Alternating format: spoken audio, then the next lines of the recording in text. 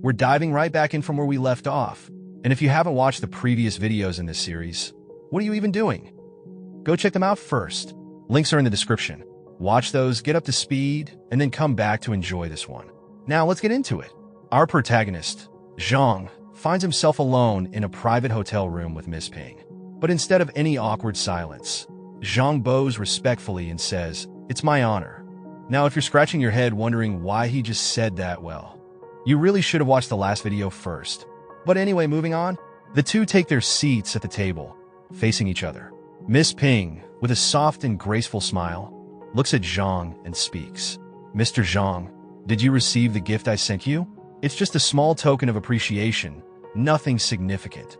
Zhang, keeping that same calm and gentle demeanor, responds smoothly, "I received it. I was planning to finish the renovations at home first, and then visit your family." Miss Ping, holding a wine bottle in her hand, sighs slightly before replying, "I apologize for today's incident. My elder brother has always been like this. The family expects me to keep him in check, but I can't control him." She then pours the wine into a glass, her expression serious yet sincere. "I truly apologize for offending you. Please don't take his words to heart. The Ping family isn't the type to be unreasonable or use our position to bully others. I didn't come to the Xingwang Hotel to cause trouble for you. I just don't want my elder brother's actions to tarnish the Ping family's reputation. If word got out, it wouldn't look good at all." Miss Ping lifts her glass toward Zhang, her expression calm but firm. "Let's be understanding, Mr. Zhang. Consider this the Ping family owing you a favor. I'll drink to that."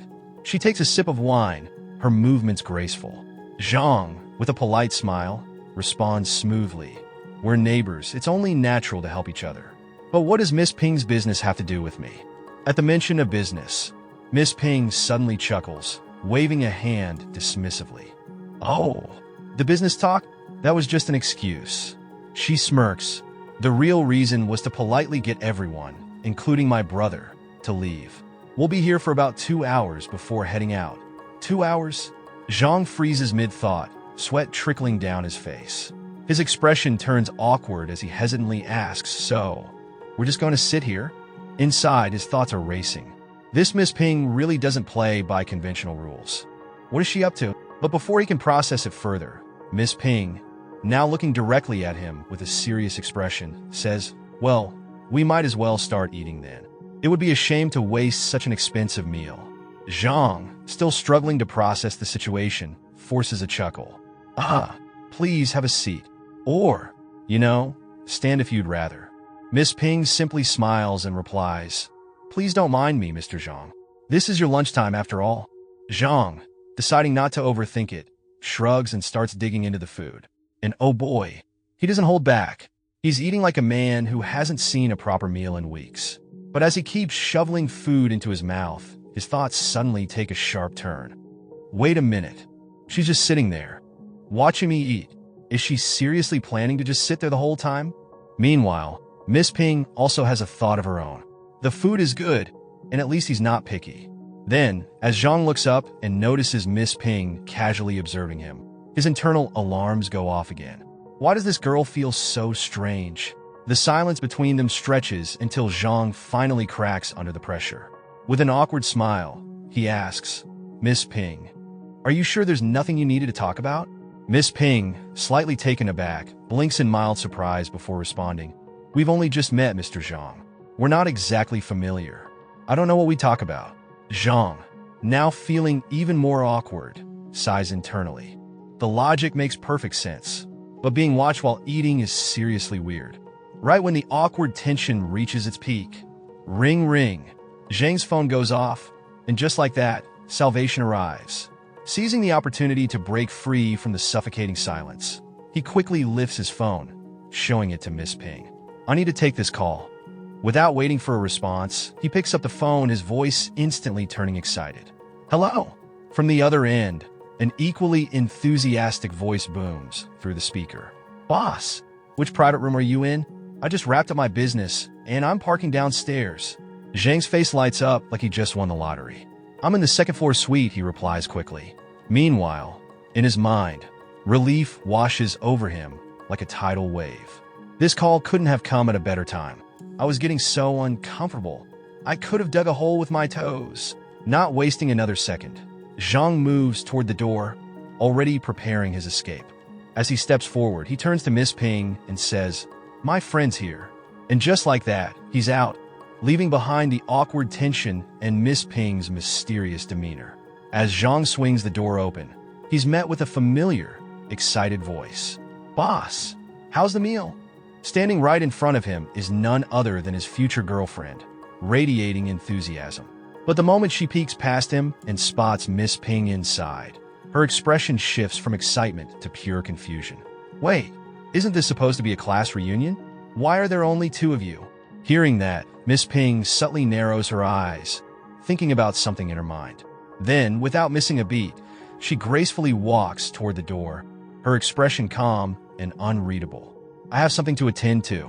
I'll be leaving now," she says before stepping out of the room. Zhang and his future girlfriend watch her leave in silence, both clearly taken aback. Zhang, processing the situation, thinks to himself, "Weren't we supposed to wait 2 more hours before leaving?"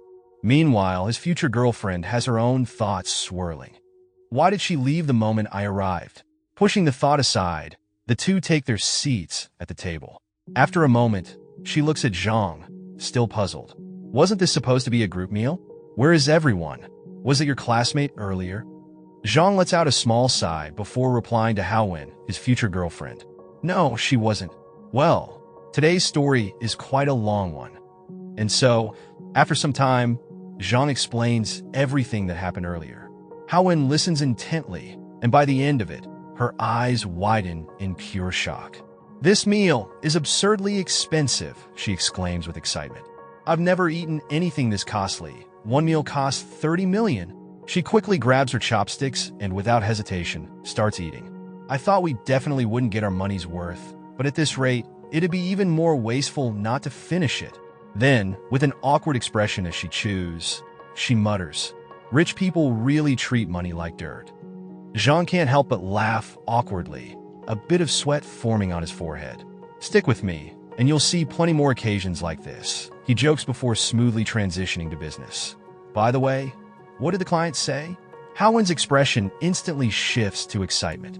The live streaming merchandise deal has been finalized. And get this, the commission rate is even better than I expected.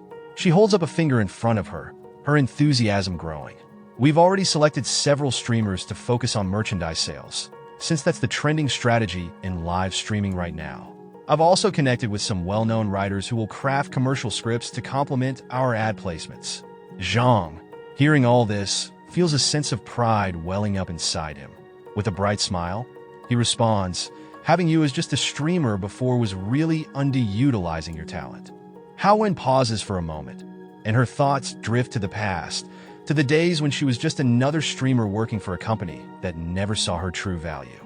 She remembers all the criticism she faced, all the struggles that pushed her to the edge. If it weren't for family circumstances, who would choose to be a borderline streamer? She thinks to herself. Then, as if coming to a realization, she stands up from her seat, looking at Zhang with deep respect. "If it weren't for you, I would never have had this opportunity. I am truly grateful that you came into my life.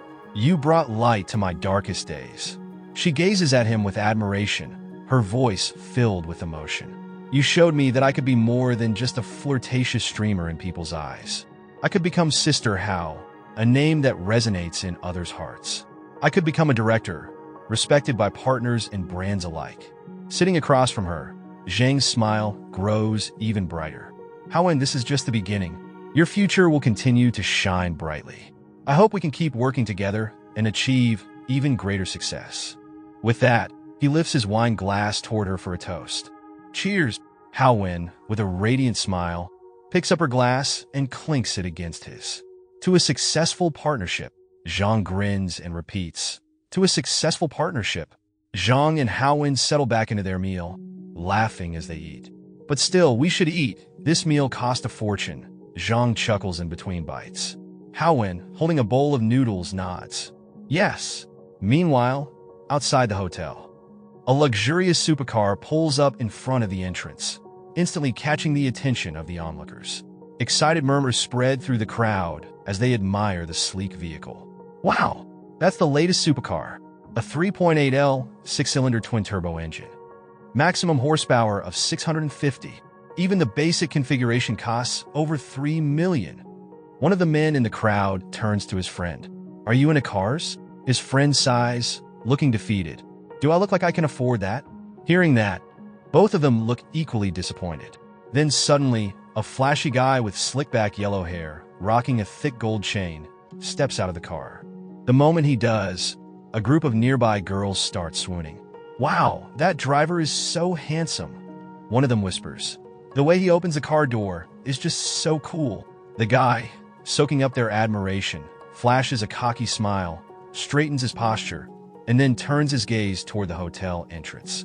He's waiting for Howen, and soon enough, Howen walks out of the hotel. With excitement, he immediately calls out, "Howen! What a coincidence!" But Howen doesn't even glance at him. She walks right past him and heads straight toward Zhang. "Mr. Zhang, what are you doing here?" Now here's where things get interesting. This gold digger's name is Zhang Wenchang, which is kind of similar to our protagonist's name. Coincidence? I think not. But anyway, let's get back to the story. Hearing Howen completely ignore his greeting, Zhang Wenchang's confidence takes a hit, but he quickly regains composure. "How could I not know about your job change?" he says, flashing what he thinks is a charming smile. "It's fine that you left Meow Group. If your startup needs money, just tell me anytime. By the way, where are you going? Let me give you a ride."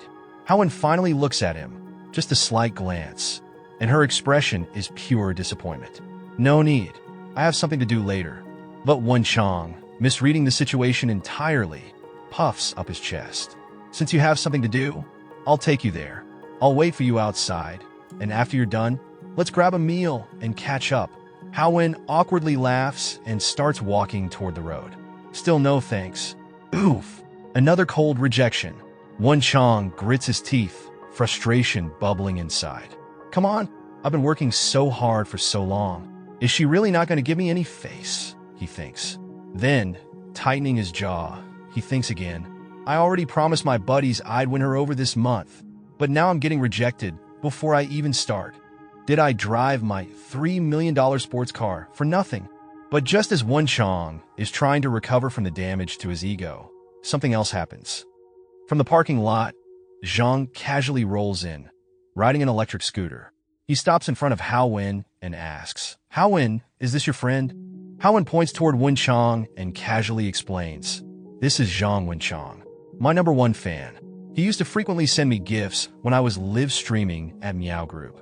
Zhang extends his hand toward Wenchang with a polite smile. "Hello, I'm Howen's colleague." Then, without missing a beat, he turns back to Howen.